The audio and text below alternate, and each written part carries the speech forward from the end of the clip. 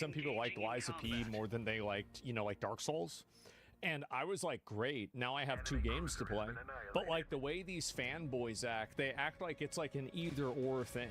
And the reason why, I think, is they've like invested their identity into like an IP. And if the IP is not the dominant IP, their identity is like worthless. And so they hyperfixate around making it seem like this thing is like the popular cool thing to do, because if it's not the popular cool thing to do, then this retard just wasted the last 20 years of his life. Target has been eliminated. That's the reason why. You're triggered over parody designs, and the fact that another game exists other than so yours. Obvious. Absolutely pathetic. Absolutely pathetic. It's so sad to see. I would block most of these people if it wasn't so entertaining to see them melt down. But we're not done yet. No, we still got more, because Palworld's not done either. 4 targets remaining. Not only is this their second step towards their success, but this is going to be a continued success. And no matter what Nintendo tries to do, and no matter what lies people try to say, Palworld has become inevitable. So we've been kind of leading up to this, but the one thing that really motivated this follow-up video was the overwhelming amount of disinformation surrounding the Pocket Pair and Nintendo lawsuit. People have been spending years now framing that legal battle as something that it never was, while openly accusing Pocket Pair of a crime that they were never charged with, plagiarism. That accusation was largely left hanging after the game had entered into early access, open to interpretation, and, well, much of that is to the fault of games media. Soon after Palworld had launched, a huge portion of the coverage consisted of games journalists and developers that were dragging the game for its creature designs. They're a bunch of fat millennials that love Pokemon, and they don't want to see Pokemon look bad. That's the reason why the games journalist people were negative about it. Premise. Eurogamer, quite literally just angry because the game is popular. PC Gamer, Eurogamer, IGN, BGC, GameSpot, Kotaku, all these guys just kept circulating these claims about stolen assets, plagiarism, generative AI, and they were convinced that Pocket Pair had done something heinous. Yet, once the game had now reached 1.0, every single one of these guys is silent. Not a single one of these outlets ever went back to correct their accusations or the drama that they helped spread. The only retrospective coverage that I could find was from Dexerto, which had reported that the person that was claiming that they had discovered proof of the stolen Palworld models, well, they had actually altered those models to make the plagiarism accusations appear more convincing. Oh, yeah, I remember that. Yeah, they fucking faked it to make it look... Yeah, I remember that. Despite all their reporting on the Nintendo's lawsuit against Palworld, none of these outlets ever bothered to mention that the lawsuit never had any claims of plagiarism. Yeah, it's not about it. Their silence left the original narrative intact this entire time. The unhinged Nintendo fans have been feeding on it ever since then. We've been seeing these people ask genuinely how or why should anybody ever give Palworld a pass. Then someone responding to the claim that Palworld never stole anything had said, it's not a stretch, don't listen to that dolt. Palworld's first controversy was that it used AI in the character building process. But it didn't. But like that was actually just totally made up by somebody on Twitter, and that actually never happened. It was a completely manufactured lie. Yeah, so like it wasn't even true. Feeding every Pokemon into an AI to mix and match them into new ones. Another one had said the developer has spoken highly about generative AI in the past. Palworld exists purely to create controversy and leech off the Pokemon Are we still pretending like AI isn't like a big thing? Oh, I wonder how many years, like, how much longer are we gonna have to put up with this? And now we have people that are, yet again, fabricating images of the new legendary creature Panthalis to... Yeah, they took this, they photoshopped it to make it look like Pokemon, and then they're like, damn, bro, doesn't this look like Pokemon? Make it resemble Kyogre, and the media is there, once again, helping them to circulate it through articles that written by the gamer. Perpetuate that lie. Then we see posts that are claiming that Pocket Pair changed the... I can't wait to see these people lose their job. I can't. I think we should do a thing on Twitter where we keep up with what they do after they get fired to see where they go and work. Kill confirmed. Feature designs in 1.0. AI bad is actually Chinese propaganda. It's I think that partially it is. I'm a big AI fan, and I think the only people that complain about AI are stupid art hosts. And AI is amazing, and I think we need more AI. AI is great. Because of the lawsuit, and once again, journalists are helping to carry a completely false premise, into a wider conversation when every, and I mean every, early access game ends up making massive changes to the designs just by full release. Wait a minute, so you telling me they changed the way something looked from early access into the basic? That's crazy. I didn't know that. You can do that. Target has lost signal. I'm going to say this once. Pocket Pair was never sued over their creature designs. There is no destroyed. 4 targets. Enemy eliminated. Enemy destroyer.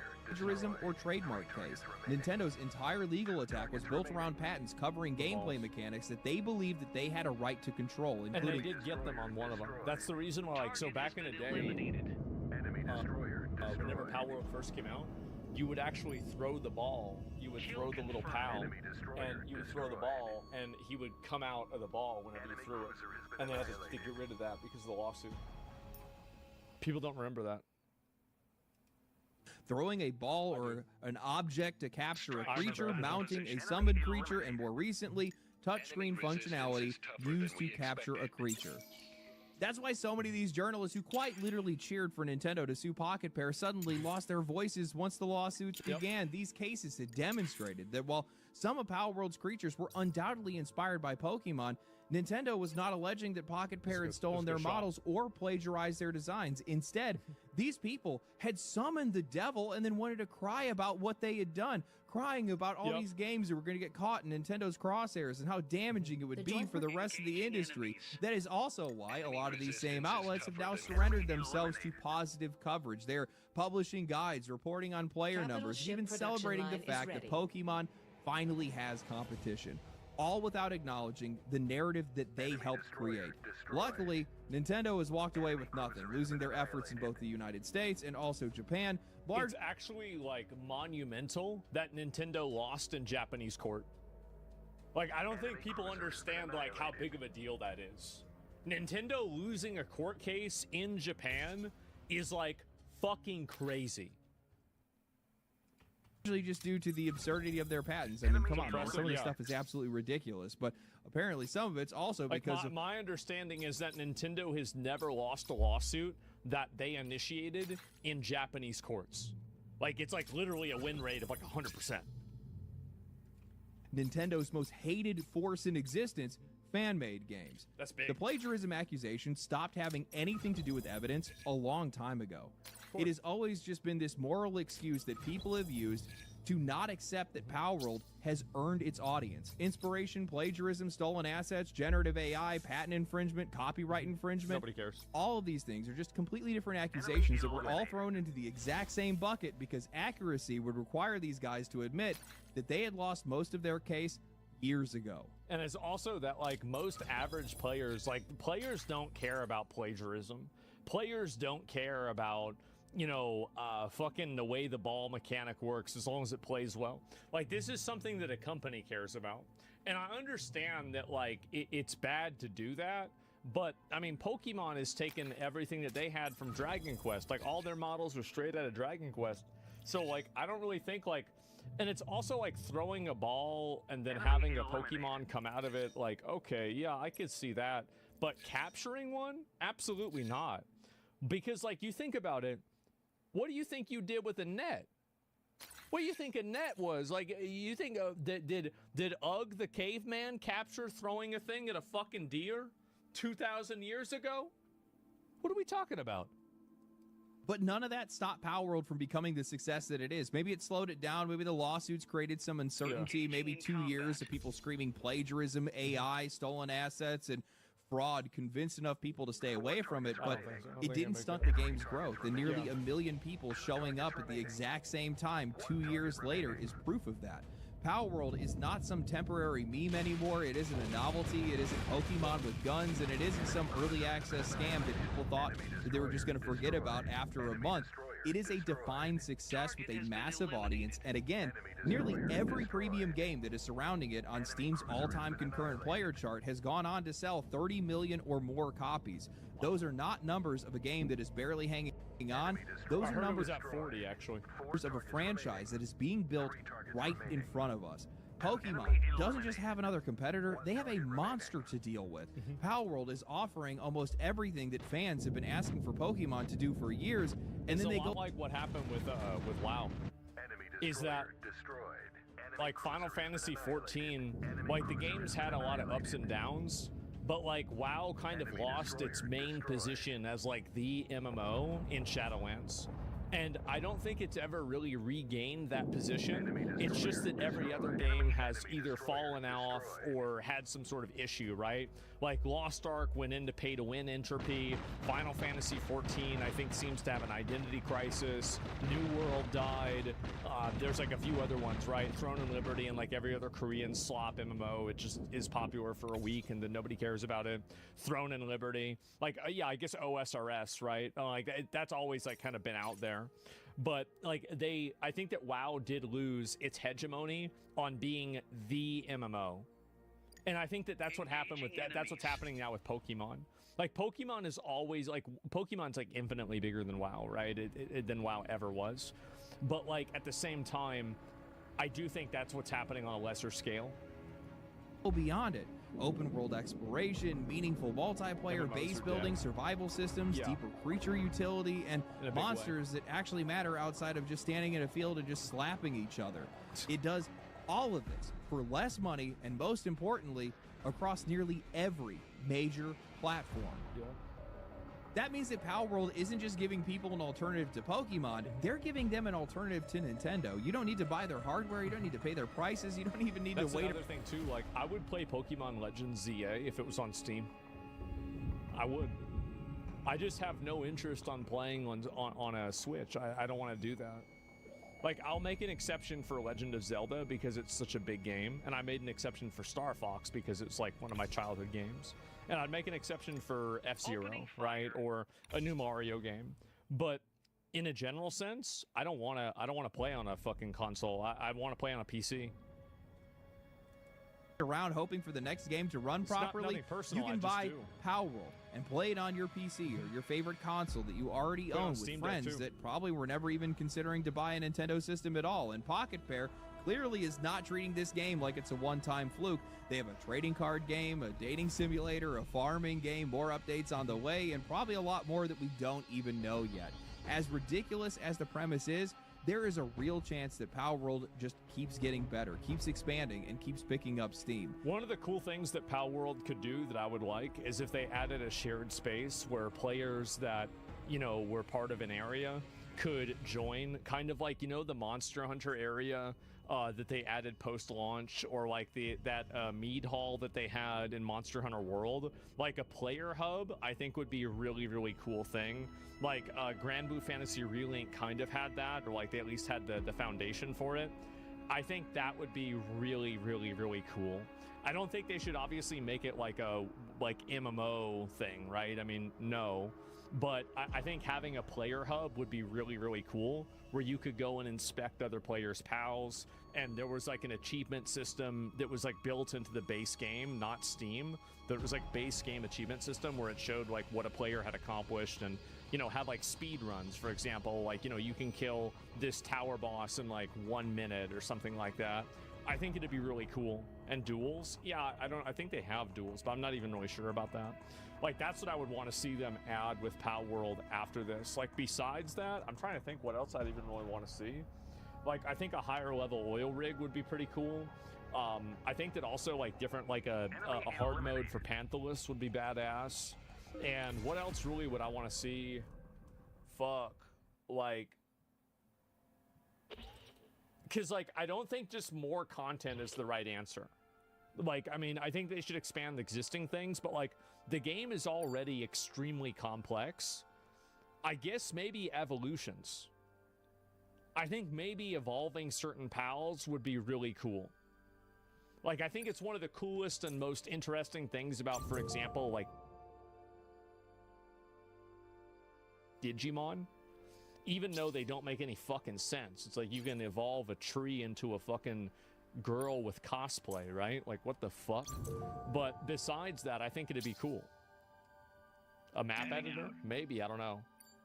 Mega Jet Dragon? Yeah, I mean, I think a hard modes of the legendary pals would be cool. I'd rather just enable upgrades, like flying, like huge flying Kitava. That'd be cool. And then what happens when a year or two from now we actually get a sequel that gets announced? Yeah, that'd be what I wanna happens see when they Palworld. take everything that they've learned, all the feedback, all the mistakes, and all the money that they've made, and they build something that's even bigger?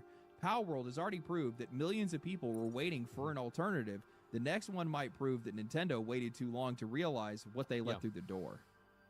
I am 100% a dejected Pokemon fan, somebody that grew up with the franchise but anime? became more and more Honestly, they should do disappointed that. as years went on and finally just separated myself from it. I don't like Palworld. If they did a Palworld anime with the vibe of Chainsaw Man, I think it honestly would probably No passage. it would probably double the fan base of Palworld, if not more. Because I want to You imagine spite that? people, and I don't make videos like this just because I want to stick it to Nintendo, though. I'm not going to lie. It does feel good to Go when I hard get as the fuck, right? opportunity, but I hope that this somehow leads to better Pokemon games. watch I it, hope yeah. it leads to bigger and better Palworld games and bigger and better games from other developers in the future. And while I fully understand that this is a franchise that wasn't going to grow up with me, and I understand that it's a franchise that's made for kids, I never thought it was a franchise that was going to essentially just devolve into nothing more than premium price slop. I totally agree with this, and it's like also like if you go back and you look at like Iwata, one of the like obviously rest in peace, right? One of the main Nintendo guys was able to reverse engineer code entire Kyoto, I think, region of the original Pokemon into gold and silver as well. So the thing with Pokemon is that Pokemon was cutting edge until about 2008 to 2012. That's never Pokemon really fell off. Like Pokemon utilized, for example, like the Nintendo DS. Kanto there is, yeah. The Nintendo DS really well. They had amazing graphics on the Awaiting Nintendo 64. Like and I think that the Nintendo DS was like the last, like really, really high quality Pokemon game, because at that point it just became super formulaic. That's all it is. They're That's just the way I feel farming like the it is. people that just keep giving them money for whatever reason. And, somebody needed to step up. Somebody needed to show up and put them in their place. And I think that's largely what's happened recently. And I think that's how a lot of people feel. I think that's why a lot of people are excited about this game and why people want to support it. Nintendo has just gotten way too confident in their walled garden. They've largely just not had any competition, not any real competition. Nintendo and Xbox and PlayStation have just been having a competition between each other to see who can suck more. But, Nintendo has just tried to farm nostalgia.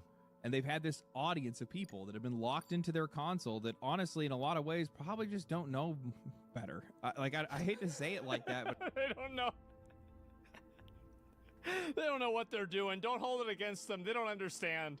it's like, True. if you're just a solely Nintendo gamer, you're not really getting exposed to a lot of other stuff in the wider industry. And games take a long time to be able to get to you in a lot of cases. So in most cases, the games that you have to play are the Nintendo Disney ones. adults, And, give credit where credit is due. Nintendo doesn't have a lot of competition for their games because of the unique premise of their games, the unique premise of their audience. But what that means is that without that competition, I think Nintendo's done a great job innovating. Like for example, I thought the new Star Fox. I wish it was new content, right? Like a remake of Star Fox 64 was cool, but like I want a new Star Fox. But hopefully this was just a pilot, right? No pun intended, for like a real Star Fox game that's fully fleshed out. But like, I mean, Tears of the Kingdom, I think they've done a very good job managing that. Breath of the Wild. I think they've done a really great job managing, for example, Mario. I think that, Mario Maker was great. It was exactly what I wanted it to be. And I think there's probably one other Nintendo IP that I think they've done very well at managing. So it's not like Nintendo is incompetent. What's really annoying about it, it's that Nintendo is almost uniquely incompetent about Pokemon. Smash Brothers? Yeah, they keep making new Smash Brothers. Exactly, Metroid, yeah, they've done a really good job with Metroid, I think, as well. Fire Emblem, I think they've done a very good job keeping up with it. Ocarina of Time, I think they're doing a good job because it's also coming with Tears of the Kingdom, right? I love remakes, but I also want to see them alongside new games. So, yeah, I mean, they've done so many good games like this, and, like, why is it that you can't do this with Pokemon? out other games to be able to make that comparison to those games, and their quality slips over time. They haven't done anything with that. They just get worse, and they continue to until somebody finally steps up and can take the crown from them in this case. And I think that while Palworld hasn't taken the crown necessarily, probably has for a lot of people. I know that I know none of this is going to stop any of the cope. Half of the people that are trying to half of the people, more than half of the people, are trying to tear down Pal World. They're actually just mentally ill. I kind of really understand that now, especially looking at some of these people's profiles and seeing the people that are posting on Twitter. That's just really people guys that dedicate their identity to being fanboys of a company is like, I mean, like, I just can't imagine doing that. Like, you just have to be like a fucking retard to do that. You're just shaking cups. Sorry. Twitter Sorry, chains for I don't gas have, like, money more than clever to anything say. else. You just but, have to be a fucking loser. you know, I wanted to try to do my best to be able to set the record straight with this video because I thought it was necessary to do so. I have a lot of respect for this game. I have a lot of respect for the people that made it, and I want to do whatever I can. It's also another good thing is like Pal World succeeded despite all of this adversity, right? Despite systematic adversity from, you know, for example, Nintendo, despite systematic adversity from, you know, fucking the entire media industry trying to misrepresent it. Like, they've done a lot. They've been they've been the underdog. Exactly. Be able to make sure that people get the right message about this game. And for whatever reason, it's if like you have been holding off from playing it because of any of this discourse, ignore it all and just give the game a shot because it's 100% worth it. You know, as I've said before, this game does hold like a very special place in my heart because it came from the starting of this channel. And I had actually reached out to Bucky, their community manager for Pocket Pair and for Pal World, and, you know, gave them my thanks and gave them my appreciation and told them, you know, how great it was to actually see the game reach the point that it has. And these guys are really excited. They're really happy with everything that's going on, and they're all feeling pretty positive about what they're going to be doing in the future. And, you know, they took Nintendo's basic formula and they stretched it far beyond what I think a lot of people thought anybody probably would. Well, I think a lot of people try to say that these games are not comparable. You're absolutely right. Pal World just does so much more. And while it might not be perfect, and a lot of that stuff isn't necessarily refined, what happens when it is? That's the question that you should be asking. That's the question I'm looking forward to. You know, Pal World as it is already so deep and so complex. It's absolutely absurd. So I just can't wait to see what these guys do. Yeah, I'm going to be really curious to see kind of. I think that evolving the Pals is probably the next big. Like, what is Pal World 2.0 in my opinion? It would have to be evolutions. I can't see anything else that they could do besides that. I don't know really, like that would probably be the biggest thing. RTS, you know, that actually would be, that's a really cool idea. A tower defense type thing. That'd be awesome. Yeah, wow, that's smart. Yeah, fusions, morphing, exactly. Like, well, you do it kind of like, you know how they do in Persona 5? Where, like, you can combine different personas as well, right? Where, like, I think some of them take more than, like, 2 different personas at the same time. Like, you'd have to, like, have a lot of the, you know, combination ones, like the amalgamations, like a chimera. But I'm also Rituals. looking to see when these guys start posting some player numbers. I've been hearing some rumblings from some of their people that I had talked to. We might be hearing something soon. I bet that's going to sell 50 pretty million. Interesting. Anyway, I bet it will. Hope you guys enjoyed the video. If you guys did enjoy the video, like the video, subscribe to the channel, share it with your friends, share it on social media, follow me